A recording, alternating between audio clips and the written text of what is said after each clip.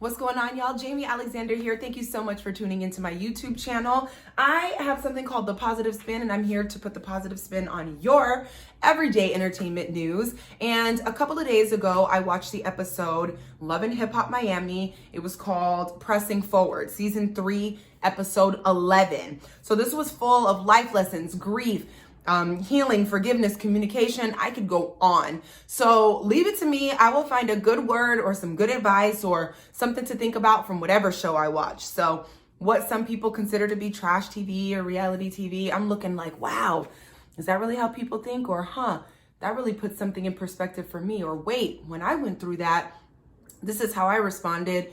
Or if I were to go through this, how would I respond? There's a lot of things we can grab from everyday happenings if we're open to it. So I decided to do this show, kind of a little bit of an after show, on Love and Hip Hop Miami Season 3, Episode 11, Pressing Forward. Even the title alone, Pressing Forward, is something that we all have to do in our lives. Currently, all the news right now is about coronavirus, and I get it.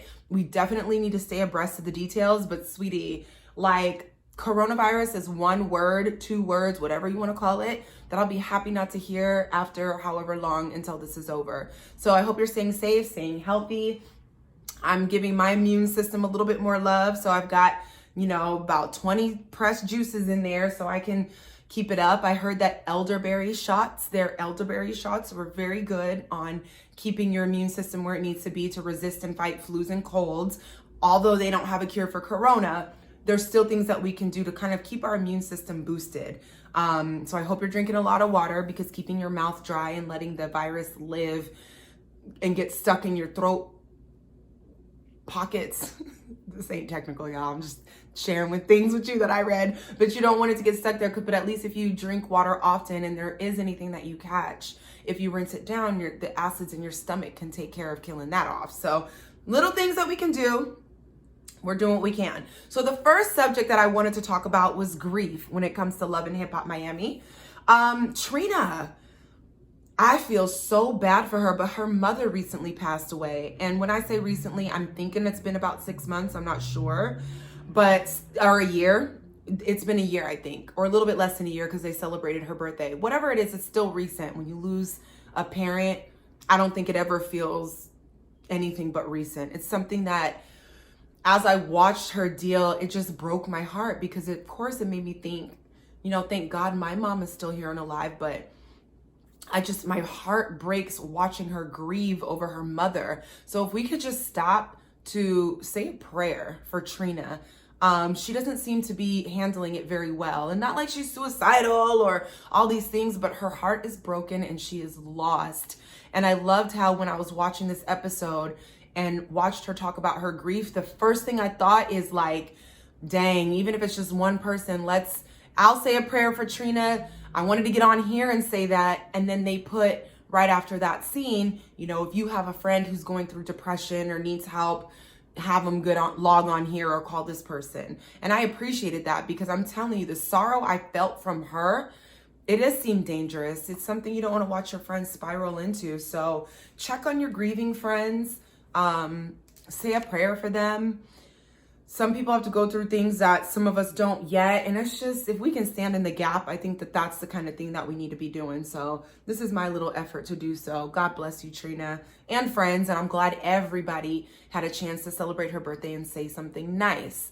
Now, one of the things that stuck out to me was Trick Daddy, what he said about Trina's mother. And he expressed that him and his boys never knew the different types of women to go after. They were never taught what kind of woman to pursue, but they had all made a collective decision. Like, we want women like Trina's mom. We want women who act, behave, and carry themselves like Trina's mother. So that says a lot when you have a group of brothers growing up in Miami, wherever, a group of brothers growing up who didn't have the direction on women, who to court, who is good, who does what, had an example to look to, and chose their women based off of somebody that they loved and admired to such a degree that that's the kind of women they pursued. To me, that means a lot, because as you know, there's a lot of broken families out there, In my opinion, marriage isn't as amazing and sexy and what it used to be, right? It used to be like, get married, have kids, yeah, family. And now we're kind of like, oh my God, ball and chain. Who's gonna make the most money? Who's paying what bills? It's getting a little messy. So it's nice for me to see brothers who got together and found their way through the life of another woman. And that just tells me how powerful and special she was. So it also reminded me like, wow, I want to be the kind of woman where I inspire a group of young men to think, you know what? I want a woman that acts like Miss Jaimi, that looks like Miss Jaimi, that, you know what I'm saying? And obviously not, I don't want kids to want to date me, but I think you get what I'm saying. Like being able, just like a role model, like when you see somebody who's doing something and they become a role model to you, I want to be like them. Same thing. I want to be a role model to younger men who may not know what type of women to pursue, to say, hey, I really like that. I think that's what I want to go after, you know? So I really appreciated that, especially as Black women. It's just a lovely thing to see. So that was one amazing thing I pulled from the episode. That's deep. This ain't just trash reality TV. That is deep. If you ask me, that is a life lesson, okay? Number 2, can I just talk about Brisco really quick? Brisco's music is fire. Sometimes when they have these little love and hip hop, they always play their music. And I'm like, all right, cool. That song, Miami Girl that he has, fire. Fire. I want the track. I'll buy it on iTunes. I'll look it up after this. But he was rapping and I was like, Brisco. I didn't even know. I didn't know you had it like that. Now I know. I'm not from there. So, you know, sometimes music don't make it over the borders. But I really like his music. But what I didn't like about Brisco, and you know what? It's not about what I like and what I don't like, okay? Because I'm just the messenger here. I just want to bring up and share the conversations that were had. And as a matter of fact, I want to see what you think about the situation. So I cannot remember the girl's name. I meant to write it down. But the beautiful woman who's also a bomb rapper, she always wears really big eyelashes, sometimes green hair, pink hair. You know who I'm talking about. I just don't remember her name, unfortunately. But she was dating a dude and she found out that he was married and then confronted him about it. And the dude was talking about, I think his name is Chance or Change, whatever the man's name was. Y'all watched it. Talking about he didn't think it was important to tell her that he was married. And then she was like, oh yeah, I mean, that's his baby mama. But what I'm gonna need is for men to be honest about their situation. Nothing pisses me off more than a man who thinks they have a right to omit certain information about their lifestyle, not just their life. It's one thing if you don't want to tell me you got locked up when you were 15. It's one thing if you don't want to tell me you had a pregnancy scare one day and it But when you're living a lifestyle, like you got kids, dudes be out here trying to hide their kids, trying to date women, get them all caught up, and fail to mention they got children, fail to mention they're married. Like, stop doing that. Stop doing that. That is trash. You're not giving the person that you date the opportunity to, one, really want to date you, which is why you're doing it, which is selfish, why you're hiding information. And then two, it's like, let the other person deduce if that's the situation they want to be in, or you're not going to get what you want at the end anyway. So I'm seeing too much of that, and it really disappoints me about men. Like, stop. So anyway, that's what this guy did. And Brisco was like, oh, she said that he's not with her. And I don't know what that means. Oh, he's married, but he's not with her. I don't know what that means. I don't know what that means. What does that mean? Do you guys what does that mean to you? Oh, he's married, but he's not with her. Okay. Now, don't get me wrong. I do know people get separated, and I do know, but that's what it is. Oh, me and my wife are separated. It's not, I'm married. I'm not mentioning it because we not together. You are together. You are. You are. You're together. And then Brisco was like, he probably felt like if he did tell you that it would be a problem. Well, yeah. Most of us women are not gung-ho and excited to be dating married men. Sorry, like most of us don't want what somebody else has. That's yours. I want my own. Okay. And then he was telling her, fight for your man. And I'm like, why would he tell her to fight for her man? That's not her man. I'm sorry. She needs to take a step back from him, especially because he hit it, unless him, the wife, and him going to sit down and figure out how this relationship's going to work and get on paper when the actual divorce on paper is going to happen. He got kids. This sounds like a messy situation in the making. And I just don't agree with Brisco encouraging her, like, go get your man. Like, he seemed like he really like you. He cool. He's solid. Like, go get your man. Like, what kind of advice is that for somebody? And then she was just like, yeah, she would have liked the opportunity for him to choose, but I just really think that that's crazy. Now, if the shoe was on the other foot, would y'all be encouraging your friend to go get her man if her man was married? I'm just, you know, maybe times have changed and I'm tripping. I just want to know what y'all think about it. I think it sounds crazy as hell, but that's just me, you know? And then it's funny because sometimes we have to be cognizant of the information we're telling somebody, because I could see her face change. She went from this dude is married to like, you think I should go get him? I do really like him. Now it's all back into the feelings part where it's like you want to ignore the big red flag that's being waved in your face. Now you're back to the like, I really like him. And let's see how this unfolds, because to me it sounds like danger. What do you guys think? I want to know. Tell me in the comments. The last topic that I found to be very great was Miss Sukihana, aka Destiny. I love the fact that she put her character Sukihana down to be Destiny, and she took heed to the advice that she got from a radio show host she went on, where she was talking about how she was bothered about how hard she feels it is for a dark-skinned woman to make it in the industry. If you light, if you mix, if you're Latino, you have different doors that open for you. And as a Black woman, I can't say I disagree with her. And what was very powerful about what the radio host said to her was that this might be part of your purpose. Now, what I love about that is, do you see how that beautiful woman spoke life into that other woman with one sentence? That might be your purpose. Her just saying that launched Destiny into wanting to put together an event for women where they could just empower and support each other no matter what they look like. There was light-skinned girl there, super dark skin, medium tone, whatever you think, so we could just all celebrate our skin without the animosity. And in that lunch, you kind of found out that, you know, there were dark-skinned girls who felt a certain way, but then the light-skinned girl that was there talking about she wasn't Black enough. So she was always trying to she said she wanted her hair to look drier and nappier.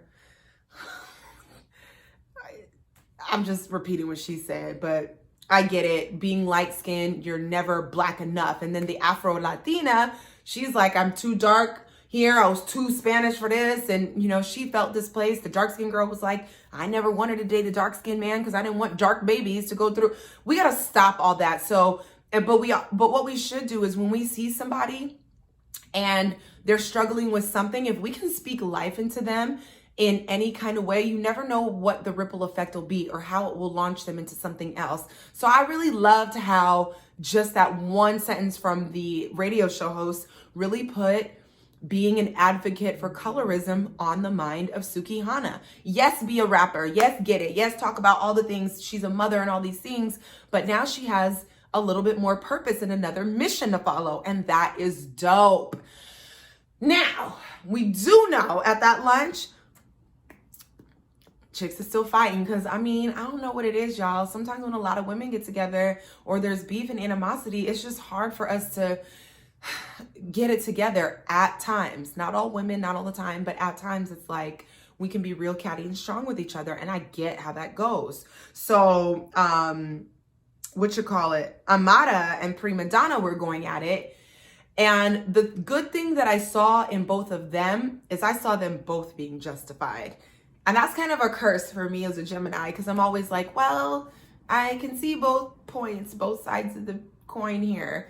I'd probably make a great lawyer because it don't matter what side I'm on, I'm winning. Because I can see, we can pick any side, I'll find all the facts and present them as full-fledged for one side as I will the other. And that's how I felt with Amara and Prima Donna. I definitely think Amara was real sassy at the table. She was making it clear she didn't want to talk, and I get that. Could she have done it another way? Sure. I also understand that Prima Donna was catching all the signs and was like, baby, what's up? So I understand that as well. I do think what Prima Donna did was messy. She could have prompted Amara and let her know, like, hey, I'm bringing your current boyfriend's ex to the table today. I think there's something you need to hear. Prefacing that would have been bomb. I don't think that that's something she should have needed to be told, but we have to remember not everybody thinks like we do.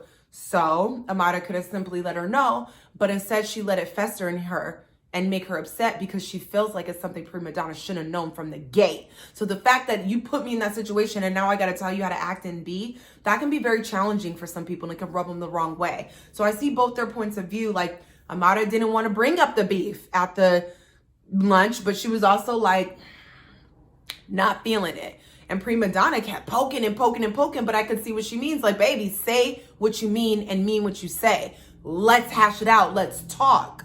So could it have been handled differently? Yeah, because I hate to see such a good effort like a colorism brunch to bring women together turn into two broads fighting outside, not fighting physically, but arguing outside. But if that's going to be something that kind of heals the situation, then let's let it be that.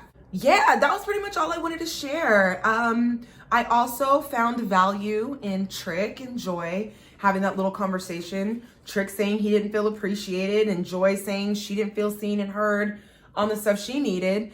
And this is the kind of thing that I feel like we can handle while we're in relationship.